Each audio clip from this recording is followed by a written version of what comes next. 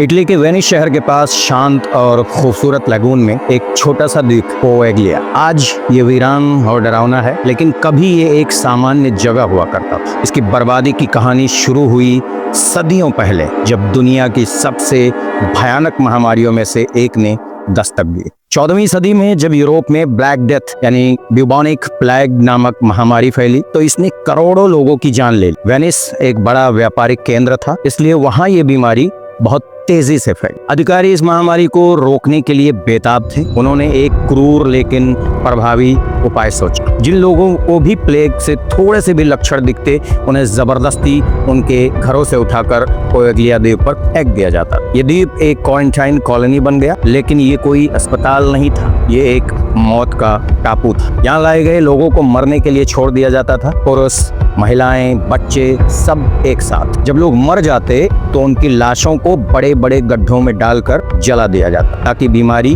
और न फैले। कहा जाता है कि इतने लोग यहाँ मरे और जलाए गए कि आज भी द्वीप की मिट्टी का 50% हिस्सा इंसानी राख और हड्डियों से बना। अनुमान है कि यहाँ 1,60,000 से भी ज्यादा लोगों ने अपनी आखिरी सांसें ली। लोगों का मानना है कि उन तड़पती हुई आत्माओं ने इस द्वीप को हमेशा के लिए शापित कर दिया।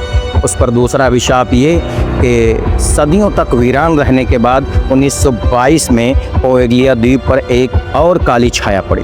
यहाँ एक मानसिक हॉस्पिटल यानी मेंटल असाइलम खोला गया, लेकिन ये मरीजों के इलाज की जगह नहीं, बल्कि उनके ऊपर होने वाले अत्याचारों का एक नर्क बन गया, क्योंकि अजीबोगरीब प्रयोगों का केंद्र बन चुका था वो अस्पताल। अस्पताल का डायरेक्टर एक बेहद क्रूर डॉक्टर था।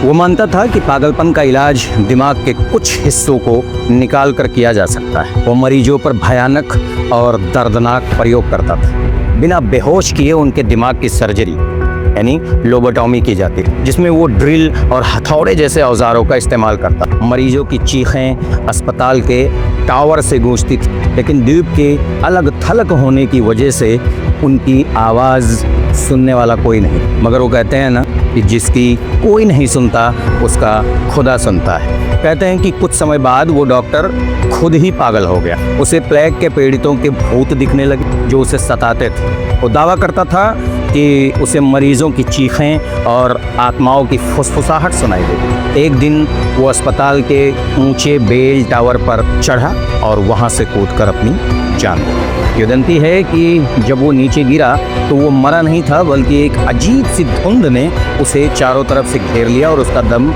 घोट दिया। कहा जाता है कि आज भी उस टावर से उसकी घंटी की आवाज़ सुनाई देती, जबकि घंटी को कई साल पहले ही वहां से हटा दिया गया।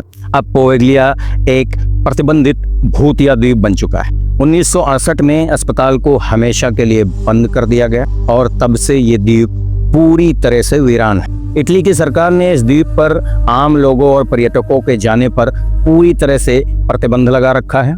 सिर्फ खास इजाजत से ही कोई यहाँ जा सकता है। आज ये पैरानॉर्मल हॉटस्पॉट के अलावा कुछ नहीं। इसे दुनिया की सबसे भूतिया जगहों में से एक माना जाता है, क्योंकि पैरानॉर्मल जासूसों के मुताबिक वहाँ अजीब अजीब घटना होती, जैसे कि अचानक तापमान का गिर जाना, किसी के चीखने या रोने या फुसफुसाने की आवाज़ें आना, अजीब परछाइयाँ दिखना, ऐसा महसूस होना कि कोई आपको टच कर रहा है, छू रहा है या धक्का दे रहा है। लेकिन सच तो ये है कि ये द्वीप उन लाखों बेबस आत्माओं का दर्द महसूस करा जिन्हें समाज ने मरने के लिए छोड़ दिया। चाहे आप भूतों पे विश्वास करते हो या नहीं, इस द्वीप का अंधेरा और दर्द भरा इतिहास ही इसे इतना खौफनाक बनाने के लिए काफी। ये एक ऐसी जगह है जहां अतीत आज भी जिंदा है और अपनी डरावनी मौजूदगी का एहसास कराता है। आज बस इतना ही, लेकिन अगर आपने अब तक ग्लोबल दर्पण को सब्सक्राइब नहीं किया है तो कर लीजिए। बेल आइकॉन दबाना बिल्कुल भी ना भूलिएगा, ताकि हमारी हर वीडियो की नोटिफिकेशन आपको मिलती रहे। लाइक और कमेंट के लिए और शेयर करने के लिए मैं आपसे बिल्कुल भी नहीं कहूँगा, क्योंकि अगर आपको हमारी वीडियो अच्छी लगेगी तो आप खुद ही शेयर करेंगे, लाइक करेंगे, हमें पूरा यकीन है। कमर सिद्दीकी विदा लेता है। कल फिर मिलेंगे कुछ नया लेकर, तब तक के लिए अलविदा दोस्तों, जय हिंद।